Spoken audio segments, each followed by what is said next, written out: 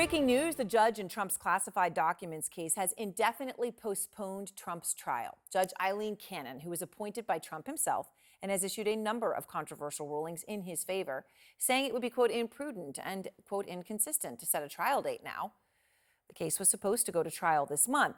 The decision all but guarantees that that is now not going to happen before the election. Out front now, former Trump White House attorney Ty Cobb. Ty, you've been clear with your feelings of how Judge Cannon has handled this case, but this is direct. This isn't just she's, by having an unrealistic trial date on the calendar, we know she's not really putting one on. This is direct, like it's over. It's not happening. What's your reaction to it? Well, I think you're absolutely right, Aaron. This is direct. This is clear. All she's really done today, though, is make official what everybody, including Jack Smith, already knew, which was she had no intention of getting this case to trial, and she wasn't competent to get this case to trial. She talks about her duty to fully and fairly consider the pending motions. She's had months to do that and did very little. She's ruled on only 3 of the 12 motions to dismiss, all of which could have been easily resolved by now. She ignored Jack Smith's Jack Smith set forth a detailed hearing and pleading schedule for the CIPA issues, the Classified Intelligence Materials, Procedures Act materials, which she wholly ignored and did not act on until today when she scheduled 2 of the necessary hearings on that for the first time. So, this is something that I think it was always her objective, frankly, to prevent this from going to trial.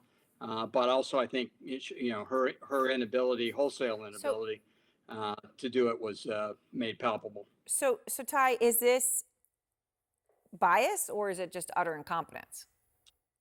Well, I think I once said that it's, to be fair to her, she may merely be incompetent, but no, this is a combination of bias and incompetence. I mean, for example, she scheduled a hearing on today in this order on the issue of, who constitutes Trump's trial team, or not Trump's, the Justice Department's trial team here, the special counsel's trial team, because of Trump's frivolous allegations that it includes a sweeping number of government officials. Now, that's a frivolous motion. No other judge would actually have a hearing on that, but she has scheduled one. The things that she has done here are really inexplicable, and it's tragic. She talks about the having honored the public's interest in the administration of justice by postponing the trial. She has not honored the public's interest, for one day in this case, as she has sat in her office, apparently paralyzed from ruling on easily resolvable motions. And sadly, this case will not go to trial, notwithstanding the fact that it's one of the most important cases in history and could have easily been tried in advance of the election. Yes, certainly. I mean, the fact pattern on that one, very clear, right? This is not like something like January 6th, where there are a lot of precedent and other issues to consider. Does Jack Smith have any recourse on this, or is this just, case closed?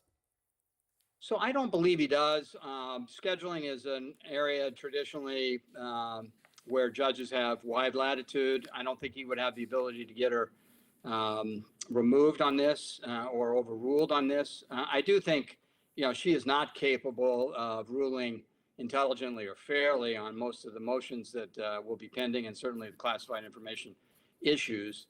And I think at some point she will be removed in advance of trial. But keep in mind, this case now can't go to trial until mid to late 2025, and it won't go to trial if Trump is elected.